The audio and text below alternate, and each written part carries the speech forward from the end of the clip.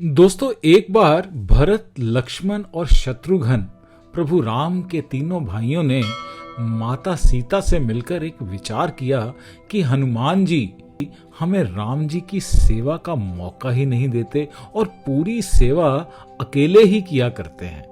अतः उन्होंने सोचा कि अब राम जी की पूरी सेवा का काम हम ही किया करेंगे, हनुमान जी के लिए कोई काम नहीं छोड़ेंगे। ऐसा विचार करके उन्होंने सेवा का पूरा काम आपस में बांट लिया। जब हनुमान जी सेवा के लिए सामने आए तब उनको रोक दिया और कहा कि आज से प्रभु राम की सेवा बांट दी गई है, आपके लिए कोई सेवा बची नहीं है। हनुमान जी ने देखा कि भगवान को जम्हाई आने पर चुटकी बजाने की सेवा तो किसी ने भी नहीं ली। अतः उन्होंने ये सेवा खुद ही अपने हाथ में ले ली। ये सेवा किसी के ख्याल में भी नहीं आई, किसी की सोच में भी नहीं आई। हनुमान जी में प्रभु राम की सेवा करने की एक अलग ही लगन थी। जिसमें लगन होती है उसको कोई ना कोई सेवा अपने आप ही मिल जाती है।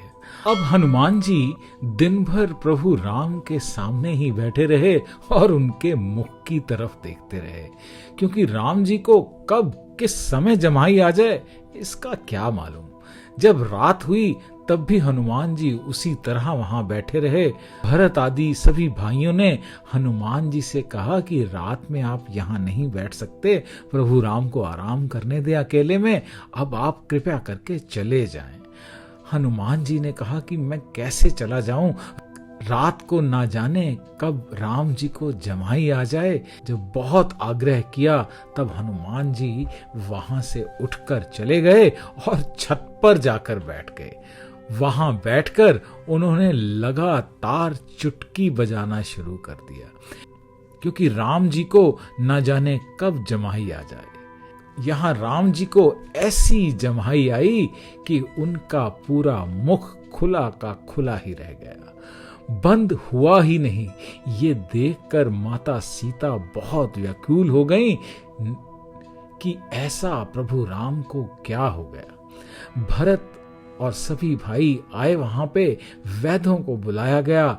वे भी कुछ नहीं कर पा रहे थे। किसी को समझ नहीं आ रहा था कि ये किस तरह ये समस्या का निदान किया जाए। गुरु वशिष्ठ आए तो उन्हें भी आश्चर्य हुआ कि ऐसी चिंताजनक स्थिति में हनुमान नहीं दिखाई दे रहे, और सब तो यहाँ हैं, परंतु हनुमान जी कहाँ हैं। खोज करने पर हनुमान जी छत पर बैठे हुए चुटकी बजाते हुए मिले। उनको बुलाया गया वापस और वे राम जी के पास आए तो चुटकी बजाना बंद करते ही भगवान राम का मुख स्वाभाविक ही स्थिति में आ गया। अब सबकी समझ में आया कि ये सब लीला भक्त हनुमान जी के चुटकी बजाने के कारण ही थी।